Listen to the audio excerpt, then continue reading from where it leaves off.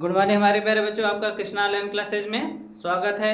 हम यहाँ पे उन सभी प्रश्नों को लेकर आए हैं जो कक्षा 10 में बच्चे जो बोर्ड में 2024 में बैठेंगे और उनको विज्ञान में आपका कौन कौन से प्रश्न आने वाले हैं, फिजिक्स में और केमिस्ट्री में। तो अभी हम यहाँ पे केमिस्ट्री की देख रहे हैं। इसी चैनल पे आपको फिजिक्स का भी मिलेगा। तो यहाँ पे हम सिर्फ उन्हीं प्रश्नों का अभ्यास करा रहे हैं आपको जो बोर्ड पेपर में आ रहा है। ठीक है, आप लोग जो है पीछे जो भी वीडियो है आप इस चैनल पे आइए, आप इस चैनल पे देखेंगे जितने भी वीडियो मैंने आपको जो है अपलोड कर रखी है उन सभी क्वेश्चनों को आप ध्यान से पढ़ें। आपको इनके बाहर बोर्ड में कभी आएगा ही नहीं। ठीक है, तो यहाँ से हम इस चैप्टर में आज देखेंगे कि इस चैप्टर में आपका जो है कौन कौन से प्रश्न आएंगे और उन प्रश्नों का हमें किस तरह से उत्तर देना है ताकि हमें जो है पूरे के पूरे अंक प्राप्त हो। ठीक है, हमारा पहला इसमें टॉपिक है बेटा, चैप्टर का नाम ही है क्या, रासायनिक अभिक्रिया। तो रासायनिक अभिक्रिया क्या होती है? जब दो या दो से अधिक पदार्थ एक दूसरे के साथ मिक्स होकर के, जब दो या दो से अधिक पदार्थ एक दूसरे के साथ परस्पर मिल करके नए उत्पाद का निर्माण करते हैं और नया उत्पाद बिल्कुल उन पदार्थों से बिल्कुल भिन्न होता है जिनसे वो मिलकर बना हुआ है। ठीक है, तो ऐसे अभिक्रिया को हम कहते हैं रासायनिक अभिक्रिया। ठीक है, तो हम इसको देख लेते हैं हमें कैसे लिखना है इसको। जब दो या दो से अधिक पदार्थ,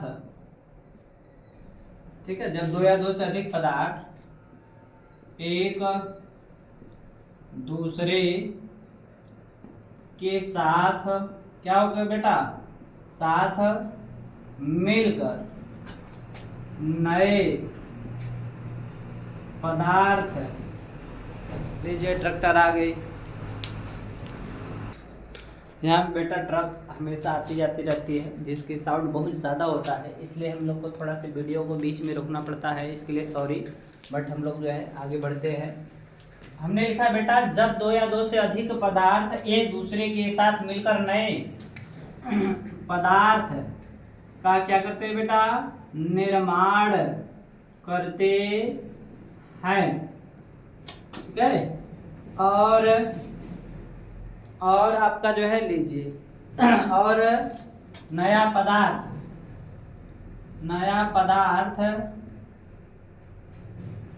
जिनसे मिलकर, ठीक है बेटा, लीजिए फिर आगे आप पुनः जो है आइए हम लोग देखते हैं आगे। करा नया पदार्थ जिनसे मिलकर बेटा क्या होता है, बना होता है, उनसे बिल्कुल भिन्न होता है, बिल्कुल भिन्न होता है। अर्थात आप बेटा यहाँ पे लिख सकते हो, ये वर्ड लिखना बहुत जरूरी है। अर्थात उसका भौतिक व रासायनिक, भौतिक व क्या बेटा, रासायनिक गुण मूल पदार्थ से लिख दीजिए, गुण मूल पदार्थों से भिन्न होता है। ठीक है बेटा, क्या कहलाता है, रासायनिक अभिक्रिया कहलाती है।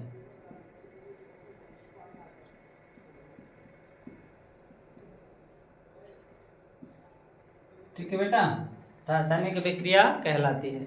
आपने क्या लिखा ध्यान से देख लीजिए, जब दो या दो से अधिक पदार्थ एक दूसरे के साथ मिलकर नए पदार्थ का निर्माण करता है और नया पदार्थ जिनसे मिलकर बना होता है उनसे बिल्कुल भिन्न होता है, अर्थात उसका भौतिक व रासायनिक गुण मूल पदार्थ से क्या होता है, भिन्न होता है, रासायनिक अभिक्रिया कहलाता है। जैसे में आप चाहे तो बेटा लिख सकते हैं, जैसे में हमारे पास जो है लोहा है, लोहा को परिवेश में हम रख देते हैं तो लोहा धीरे धीरे क्या होता है, जंग लग जाता है कि नहीं, तो जंग लग जाता है। तो जंग लगने के बाद जो चीज़ बनेगा आयरन ऑक्साइड बनेगा ना,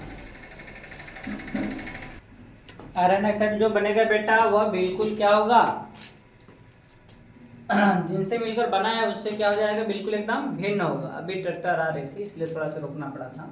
खैर देखिए, आप मान लीजिए यहाँ पे ले लेते हैं बेटा मैग्नीशियम, मैग्नीशियम, ठीक है बेटा। और यहाँ पे ले लेते हैं आप ऑक्सीजन। मैग्नीशियम आपका जो है बेटा क्या है, धातु है, ठीक है। और इसको मैग्नीशियम को हम वातावरण में अर्थात ऑक्सीजन के संपर्क में रख देते हैं, ठीक है।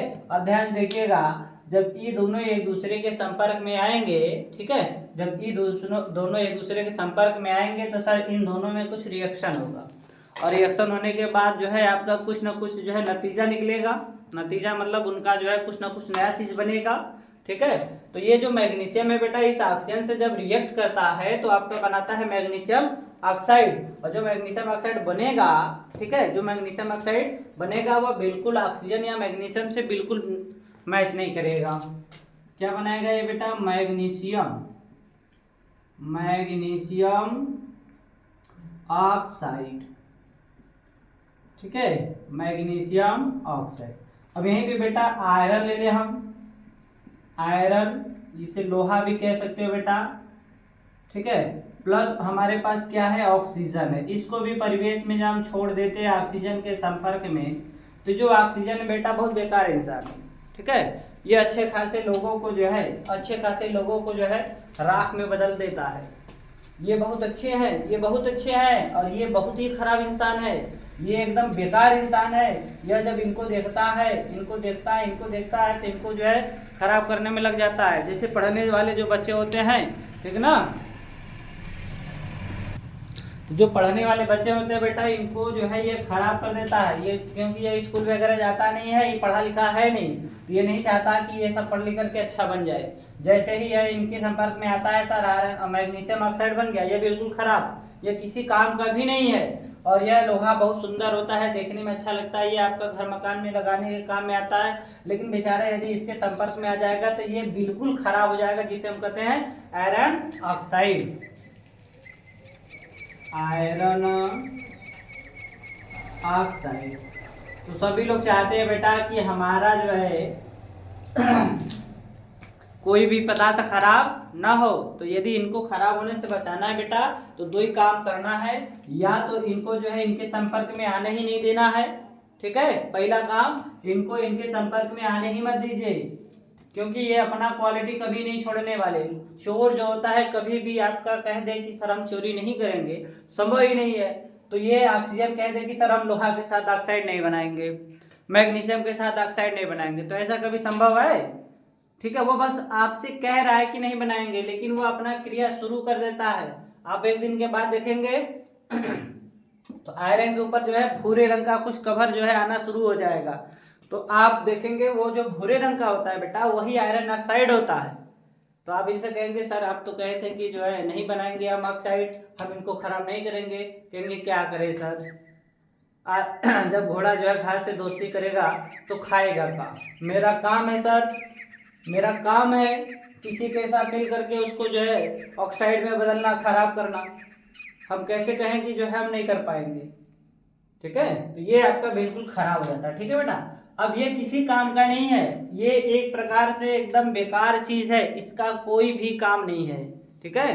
तो आपका जो बच्चे पढ़ाई लिखाई नहीं करते हैं अच्छे से, जिनका कोई जो है लक्ष्य नहीं होता, देखिए बिना लक्ष्य का पढ़ाई या फिर बिना लक्ष्य का कोई वर्क जो है बिल्कुल बेकार है। जैसे नाव है, नाव आपका पानी में जा रहा है, अब यदि उसका कोई लक्ष्य नहीं है, उसे कहाँ पहुँचना है बेटा, यदि उस बिना लक्ष्य के उस नाव को जो है नदी में ले जाया जा रहा है, तो उस नाव का बिल्कुल जो है उस पानी में किसी भी प्रकार का वर्क नहीं, बेकार है, वो उसी में रह जाएगा। नाव है, आप नाव से उस किनारे जा रहे हैं, लक्ष्य है ना उस तरफ जाने का, आप नाव में जो है टहल करके फिर वापस आ रहे हैं, लक्ष्य है। तो बिना लक्ष्य का पढ़ाई या फिर बिना लक्ष्य का कोई वर्क बिल्कुल बेकार है। इसलिए आप अपना लक्ष्य बनाइए कि 2024 में जो बोर्ड पेपर में आ रहा है साइंस का पेपर, ठीक है, साइंस का जो पेपर आ रहा है बेटा 70 नंबर का पेपर होता है। इस 70 नंबर में आपको 70 पूरे लाने हैं। इसके लिए आपको चाहे 2 घंटे पढ़ने हो, ठीक है बेटा, 2 घंटे पढ़ने हो, 3 घंटे पढ़ने हो, 5 घंटे पढ़ने हो, 7 घंटे पढ़ने हो, पेपर तक बस केवल पढ़ना है, पेपर देने के बाद मुझे रिलैक्सेशन मिलेगा, बस पेपर तक हमको मेहनत करना है बेटा। यदि पेपर तक आप मेहनत कर लेंगे तो आपको जो है फिर उसके बाद आपका रिजल्ट बहुत अच्छा हो जाएगा। क्योंकि ये जो हाई स्कूल बेटा होता है ना, हाई स्कूल जो होता है, यह हाई स्कूल आपके जीवन की पहली सीढ़ी है जो आपको आगे चढ़ने में मदद करता है। और आप सभी जानते हैं कि जो पहली सीढ़ी होती है बेटा, जितना मजबूत होगा उतना ही आपको ऊपर जाने में जो है क्या होगा, आसानी होगी। पहली सीढ़ी आप कमजोर कर देंगे तो एक सीढ़ी के बाद दूसरी सीढ़ी जो होती है उसको हाइट ज़्यादा होती है। आप यहाँ वाली सीढ़ी यदि टूट जाती है डंडा, तो यहाँ पे जाने के लिए आपको छलांग मारना पड़ता है, जो कि तकलीफ होती है।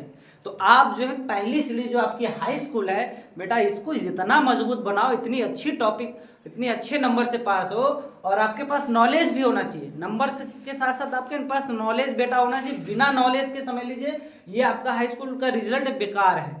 क्योंकि आपका रिजल्ट के अलावा आप जब पेपर देने जाओगे बेटा, तब पेपर में आपको जो है आएगा तभी सही कर सकते हैं। तो आने के लिए इसका मतलब शुरू से भी आपको क्या करना पड़ेगा, मेहनत करना पड़ेगा। अब जैसे ये टॉपिक दिया गया है बेटा, तो आप इसको एकदम अच्छे से, सुंदर से, बढ़िया से लिखेंगे तभी आपको पूरा पूरा नंबर मिलेगा। क्योंकि आपको 70 में से 70 लाना है। 30 नंबर तो आपका स्कूल से मिल जाता है बेटा, स्कूल से 30 नंबर मिल जाता है, तो वो तो आपको मिल जाएगा, ठीक है, वो आपको स्कूल से मिल जाएगा 30 में आपका। लेकिन आपको बेटा 70 के लिए मेहनत करना है। 70 के लिए मैक्सिमम आपको जो है 5 घंटे का समय देना है।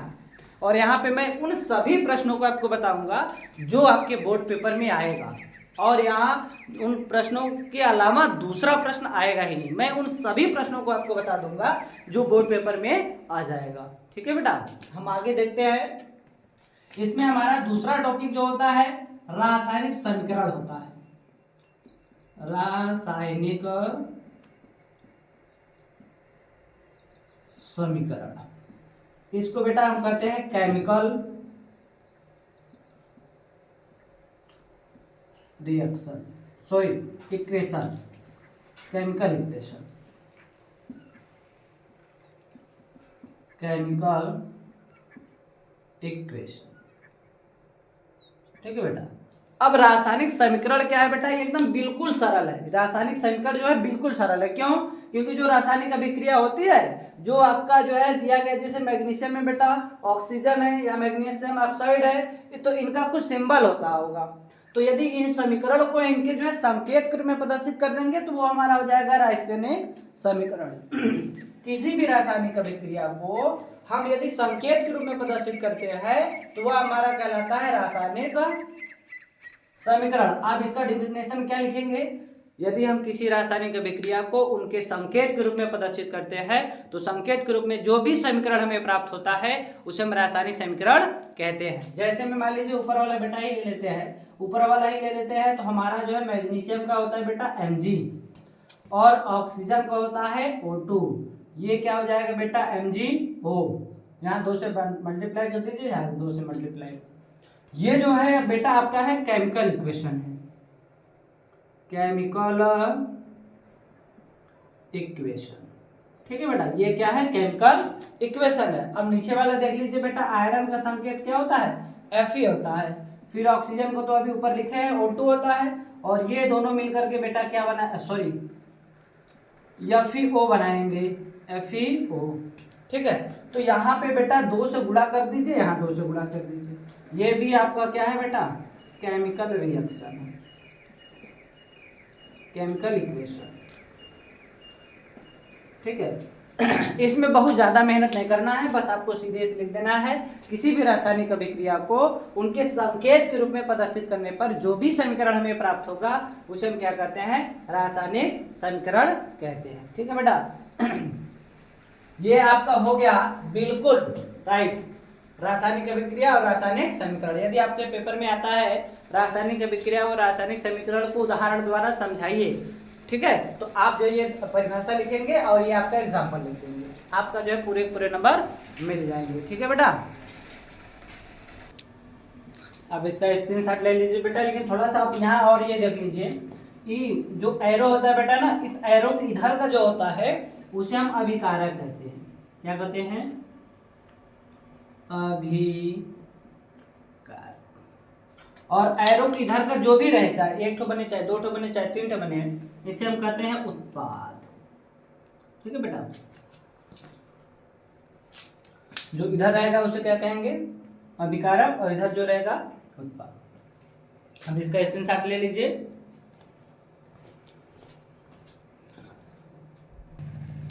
आई होप सभी लोग जो है आपको इसका स्क्रीनशॉट ले चुके होंगे। तो आप इन्हीं तरह के जो है सभी टॉपिक, दमदार टॉपिक जो आपके बोर्ड पेपर में आ रहा है बेटा, उन सभी को पढ़ने के लिए आप जो है कृष्णा ऑनलाइन क्लासेस पे आइए, आप इसको सब्सक्राइब करिए, लाइक करिए और शेयर करिए। आपको यहाँ पे उन सभी प्रश्नों का अभ्यास मैं कराऊंगा जो बोर्ड पेपर में आ रहा है। आपको यहाँ उन सभी प्रश्न मिलेंगे जो बोर्ड पेपर में आपको छूटेगा ही नहीं कोई, एकदम बिल्कुल सरल भाषा में, और आपको नोट्स के साथ। और आपको जो भी बेटा दिक्कत होगी, यदि आपको जो मतलब समझ में आ रहा है कि हमको सर ये वाला टॉपिक नहीं समझ में आता है, मैंने वो टॉपिक नहीं बताया, तो आप कमेंट बॉक्स में वो टॉपिक आप लिख दीजिएगा कि सर ये टॉपिक को एक बार बता दीजिए, हमें नहीं समझ में आता है। मैं उस टॉपिक पे अगली बार जो है आपको वीडियो अपलोड कर दूंगा। तब के लिए सबको जो है नमस्कार, गुड नाइट।